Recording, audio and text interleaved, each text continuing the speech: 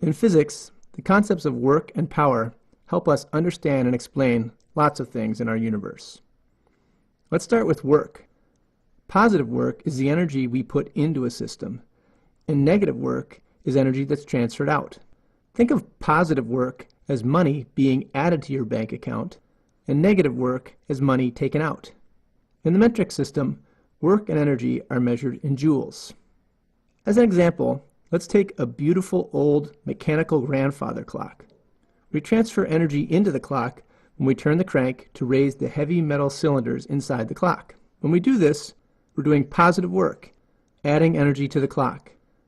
And that energy is stored as gravitational potential energy. We can calculate the amount of work done by multiplying the force we apply times the distance over which we apply the force. To raise the metal cylinders, we need to apply a force equal to their weight. That is, equal to the force of gravity pulling downward on the cylinders. These cylinders weigh 300 newtons, which is pretty heavy, about as much as a small child. And if we lift them 1/2 meter, then we do 300 newtons times 1/2 meter, or 150 joules of work.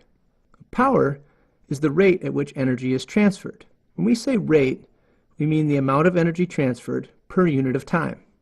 In the metric system, power is measured in joules per second, or watts. The term watt goes back to James Watt, who came up with the concept of horsepower to measure the amount of power produced by a typical workhorse. James Watt was a producer of industrial steam engines, and he wanted his potential customers to be able to make comparisons between his steam engines and a familiar quantity, the power they could get from a working horse.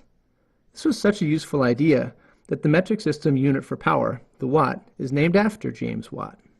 Following in James Watt's footsteps, let's compare the amount of power it takes to run this grandfather clock to the power we'd need to run a bright 100-watt light bulb. We can measure the power a person uses to wind the clock by dividing the amount of work they did by the time it took them to do it.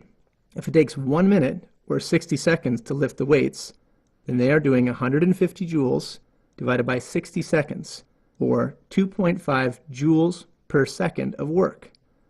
They are adding energy to the clock at a rate of 2.5 watts. You'd need about 40 times as much to run a bright 100-watt light bulb. Before we let the clock run, the energy is stored as gravitational potential energy of the cylinders. It's like your bank account when you have just deposited money. But if we let the clock run, the cylinders slowly move downward. Energy is leaving the clock. In fact, when the cylinders get to the bottom, all the energy that we put in will have left. So how much power does the clock use? That is, how many joules of energy per second leave the clock if it takes 5 days for the cylinders to return to their original position? We can figure this out because we already know how much work we did when we lifted the cylinders, 150 joules. But this time it took 5 days rather than a minute. 5 days is 5 times 24 times 60 times 60 again, or 432,000 seconds. So we divide the work done by the time and find an answer of about 0.00035 joules per second, or about 0.35 milliwatts. That's a tiny amount of power. This clock uses so little power that you could run almost 300,000 clocks using the same power it takes to run one 100-watt bulb.